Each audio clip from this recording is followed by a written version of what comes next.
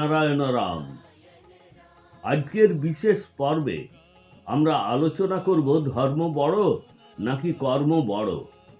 কোনো মানুষ বলেন আমার সনাতন ধর্ম, কোনো মানুষ বলেন আমার মুসলিম ধর্ম, আবার কেউ বা বলেন আমার খ্রিস্টান ধর্ম। কিন্তু আপনি কি কখনো ভেবে দেখেছেন যে ধর্ম আসলে এমন একটি বিষয়, তাকে কি সত্যিই ভাগ করা যায়? বর্তমান পরিবেশে সর্বত্র ধর্মের মধ্যে লড়াই চলছে। প্রত্যেক ব্যক্তি তার নিজের তথাকথিত ধর্মকে রক্ষা করতে চান, নিজের ধর্ম পালন করতে চান। এখন প্রশ্ন জাগে, আমরা ধর্ম রক্ষা করি নাকি ধর্ম আমাদেরকে রক্ষা করে? ধর্ম ও কর্মকে একই মুদ্রার দুই পিঠ বলা হয়। অনেকে বলেন আমাদের কর্মই আমাদের ধর্ম। তাই অনেক সময় মানুষ এটাও বলেন যে ধর্ম রক্ষা করা সবচেয়ে বড় কর্তব্য। প্রাচীনকালে প্রতিটি মানুষ বলতো কর্মই আমাদের ধর্ম। আপনি যে কোনো ধর্মীয় গ্রন্থ খুলে পড়ুন, আপনি এর উল্লেখ পাবেন। আমাদের মহাগুরু বালক ব্রহ্মচারী মহারাজ বলেছেন যে কোনো মানুষ কাজ করে না, বরং কাজই আমাদেরকে সৃষ্টি করেছে। যিনি আমাদের এখানে পাঠিয়েছেন তিনিই আমাদের সৃষ্টি করেছেন। অর্থাৎ এই মহাকাশ ও প্রকৃতি, এগুলো থেকেই আমাদের জন্ম। আজ মানুষের যা কিছু আছে তা মহাকাশ ও প্রকৃতির দান। মহাকাশ, পৃথিবী, জল, বায়ু, আলো, এই পাঁচটি উপাদান দিয়ে সবকিছু তৈরি। এটা না হলে আমরা কিভাবে শ্বাস নেব, আমরা কিভাবে বাঁচব? অতএব সমস্ত কর্মফল তাদের দ্বারা সম্পন্ন হয়। মানুষ শুধু চিন্তা করে এবং নীতি অনুসরণ করে। কথা বললে ভুল হবে না যে আজও সমাজে কিছু শ্রেণী আছে যারা ডিভাইড অ্যান্ড রুলের রাজনীতি খেলে আমাদেরকে শাসন করছে এবং আমরা নিজেদেরকে শাসিত হতে দিচ্ছি। কারণ আজকাল ধর্মের নামে মানুষকে বিভ্রান্ত করা হচ্ছে। তাই যেখানে এত এত শিশু দারিদ্র সীমার নিচে বেড়ে উঠছে, যারা একবেলা পেট ভরে খাবারও পায় না, অন্যদিকে মন্দিরে মন্দিরে লিটারের পর লিটার দুধ, দই, ঘি, পঞ্চামৃত ইত্যাদি দিয়ে প্রতিমাকে স্নান করানো হচ্ছে। এটাই কি ধর্মের সংজ্ঞা? এটা কোনোভাবেই ধর্ম হতে পারে না। এসব দেখে কি ঈশ্বর খুশি হন?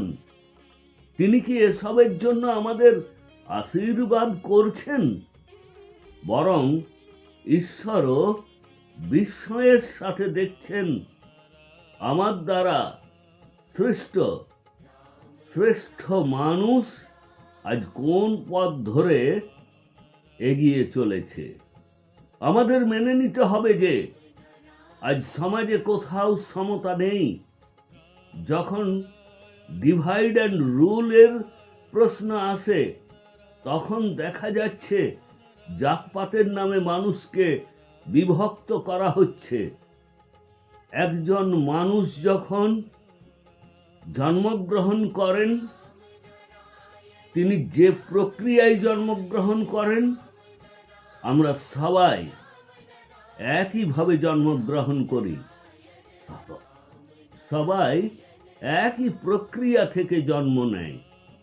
আমাদের ভিতরে একই রঙের রক্ত, তাহলে আমরা আলাদা হলাম কিভাবে? কে আমাদের আলাদা করেছে? আজ আমি যেখানে বসে আছি, অন্য কেউ বসে আছে হয়তো আমার চেয়েও উঁচু পদে, আবার কেউ আবার আমার নিচে রয়েছেন। কিন্তু আজ আমাদের চিন্তাধারার পরিবর্তনের প্রয়োজন।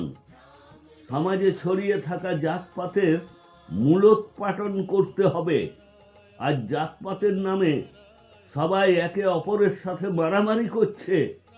এতে কি সাধারণ মানুষ খুশি? এর উত্তর একেবারেই না। প্রতিটি মানুষ সুখ শান্তি চায়, একটি শান্তিপূর্ণ জীবন যাপন করতে চায়। আজ পরিস্থিতি এমন যে দেশে রাজনীতির নামে জাতপাতের খেলা চলছে। এখন রাজতন্ত্রের নামে, ধর্মের নামে সমাজে এই নোংরামি অবিলম্বে বন্ধ করতে হবে। আমাদের ধর্ম কি এতই দুর্বল যে কারো সাথে বসে কাউকে স্পর্শ করলে অন্যজন কলুষিত হবে? আর এটা যদি সত্যিই হয়ে থাকে তাহলে তা কোনোভাবেই ধর্ম নয়। এখন আপনাদের সবার মনে এই প্রশ্নটা নিশ্চয়ই আসছে যে এসব বন্ধ করার জন্য কি করা উচিত। এর জন্য মানবতার হাত ধরতে হবে। আমরা যদি মানবতার হাত ধরি, একে অপরের আত্মার সাথে সংযোগ স্থাপন করি, একে অপরকে সমর্থন করি, তবে এই সব বন্ধ করা যেতে পারে। রামনারায়ণ রাম নামের মাধ্যমে সবসময় সমাজে ছড়িয়ে থাকা নেতিবাচক শক্তিকে দূর করার চেষ্টা করা হয়, যাতে করে সমাজের অন্ধকার দূর হয় এবং সচেতনতার আলো ছড়িয়ে পড়ে। রামনারায়ণ রাম নামের সাথে যুক্ত হয়ে মানুষের জীবন সফল হয়ে উঠছে এবং তারা ক্রমাগত সাফল্যের পথে এগিয়ে চলেছে। তাই রামনারায়ণ রাম জপ করতে থাকুন, কর্ম ও ধর্মের চিন্তা বাদ দিন। আপনি যখন এই বীজ মন্ত্রের সাথে যুক্ত হবেন, সমস্ত কর্ম এবং ধর্ম স্বয়ংক্রিয়ভাবে আপনার পক্ষে থাকবে।